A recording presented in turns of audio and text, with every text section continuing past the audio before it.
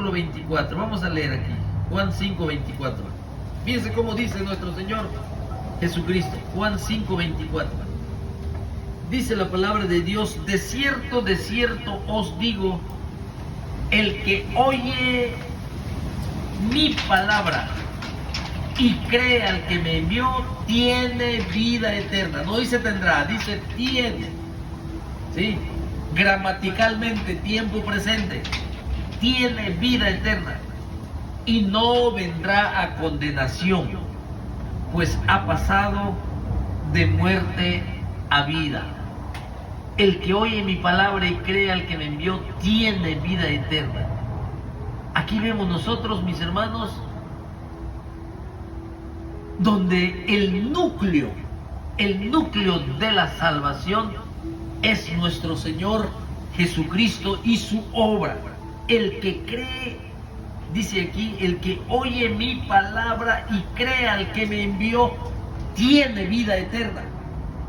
¿Sí? Y ya leímos nosotros donde el Padre da testimonio de su Hijo amado. Y lo hemos visto muchas veces. Estas enseñanzas donde se oye la voz del cielo, la voz del Padre, diciendo: este es mi Hijo amado, en el cual yo tengo complacencia. Es el único quien puede consumar la salvación del hombre, el único quien puede pagar ese precio, es el único.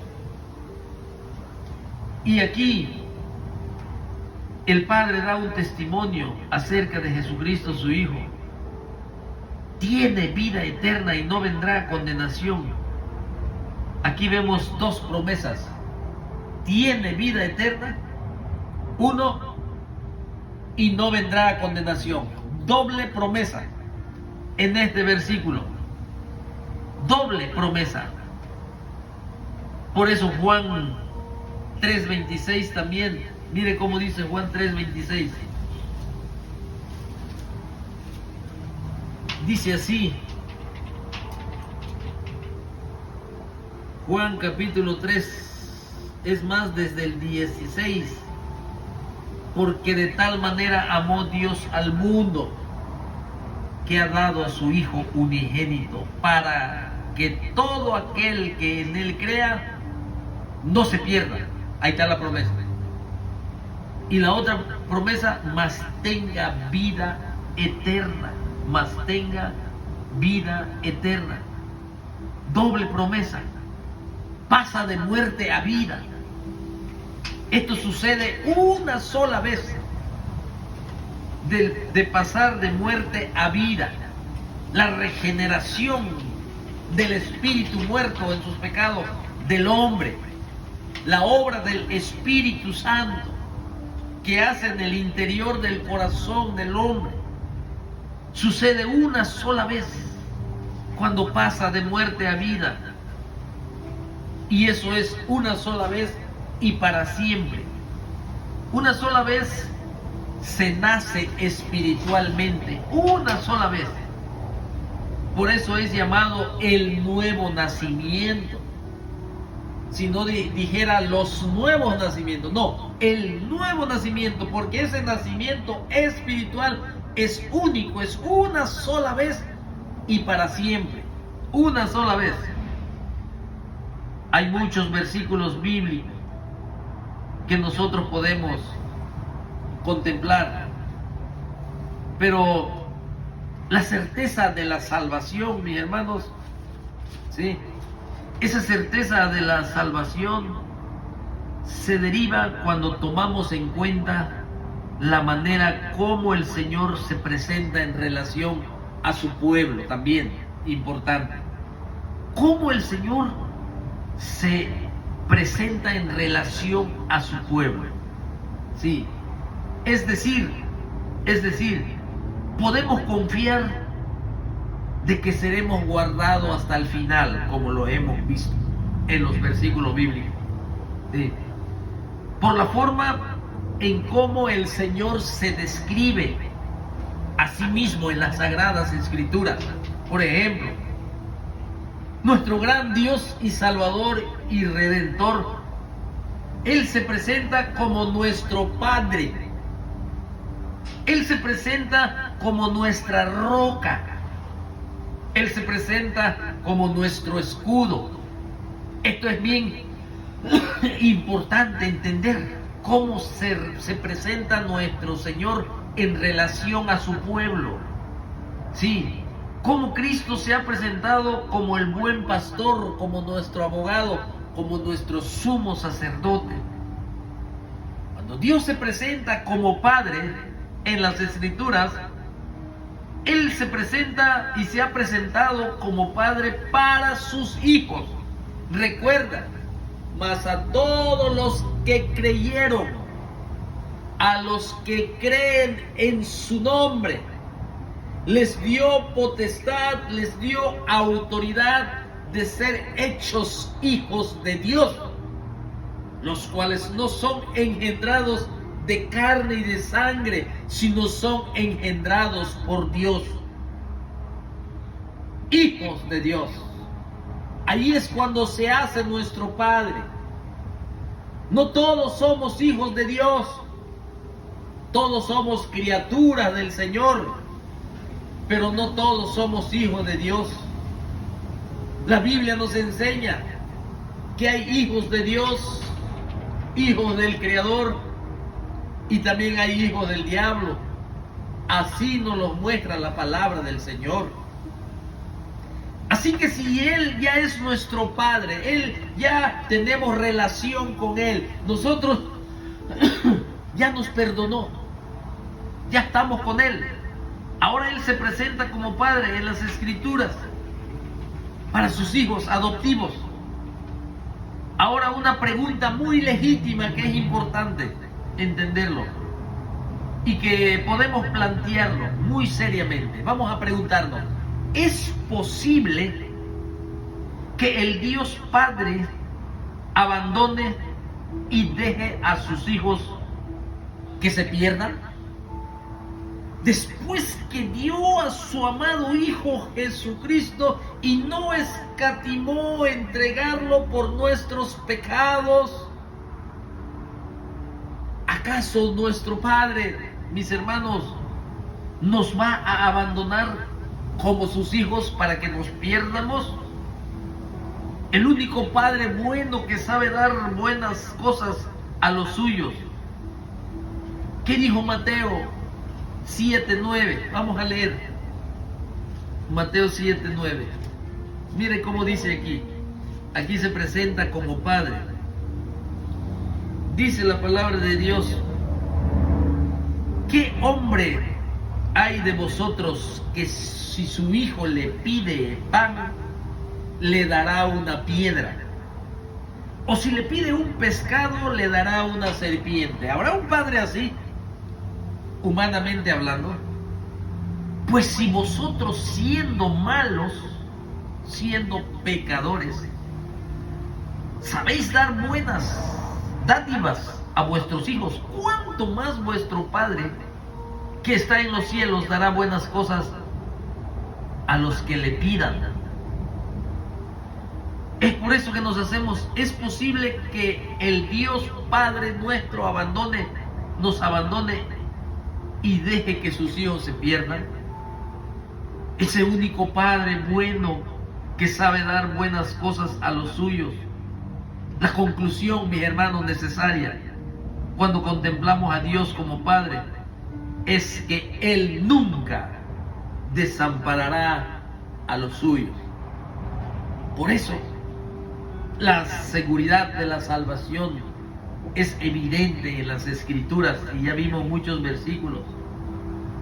Cuando contemplamos a Dios como nuestro escudo, porque así se presenta también, como nuestro escudo y nuestra roca.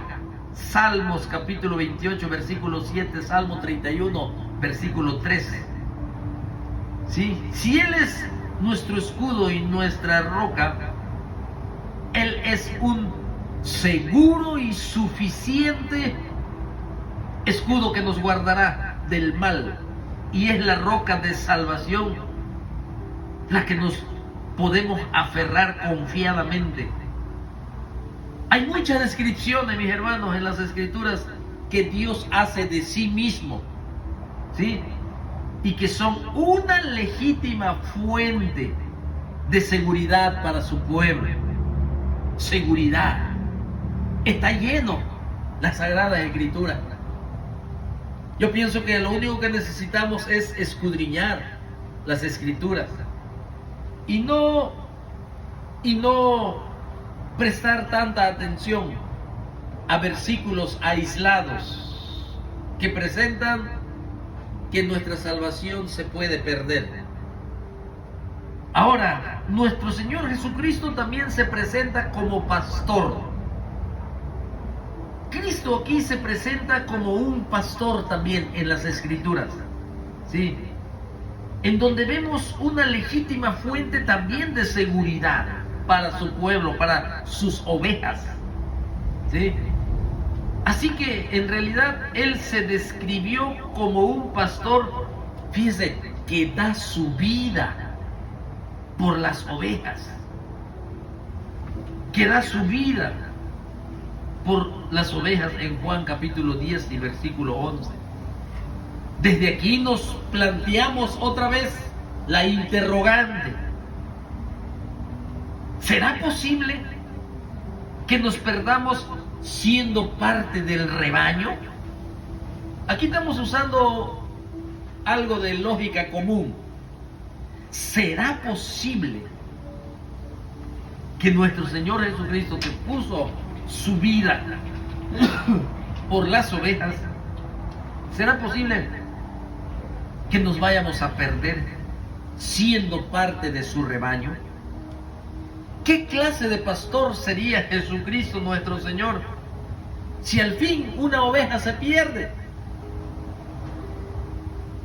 También vemos a nuestro Señor Jesucristo como abogado. Se presenta como nuestro abogado en las Escrituras, en donde allí Él toma personalidad como fuente de seguridad para su pueblo, abogado. El apóstol Juan dice así: hijitos míos, os escribo estas cosas para que no pequéis. Y si alguno peca, abogado tenemos para con el Padre. Abogado tenemos para con el Padre, a Jesucristo el justo, dice primera epístola de Juan, capítulo 2 y el versículo 1. Eso quiere decir que si pecamos, tenemos la seguridad de tener en Cristo a un abogado que nos defiende. Hermanos, aunque somos templo del Espíritu Santo, habitamos en este tabernáculo terrenal, pero ya como hijos de Dios adoptivos, nosotros no debemos de practicar el pecado como cuando vivíamos sin Dios, sin perdón y sin esperanza. El verdadero creyente ya no practica el pecado. Cuando decimos practica el pecado, quiere decir que se deleite en el pecado constantemente, que lo tome como si fuese su deporte. Eso no puede ser en el verdadero cristiano. Quizás todavía no se ha convertido, pero el verdadero cristiano sí va a pecar, pero no va a practicar el pecado. Y cuando peque, hay un abogado, dice aquí. Ese abogado es el que defiende. Aquí Pablo usa esa misma idea cuando hace la pregunta, una pregunta retórica, y dice: ¿quién acusará a los escogidos de Dios? ¿Quién acusará a los escogidos de Dios? En Romanos 8:33. Dios es el que justifica. ¿Quién es el que condena? Dice: Cristo Jesús es el que murió. Y si Él murió y yo oí y creí en ese precioso evangelio de la salvación, que Él tomó mis pecados y que mis pecados les fueron imputados a Él como si Él fuese pecador, porque se puso en mi lugar.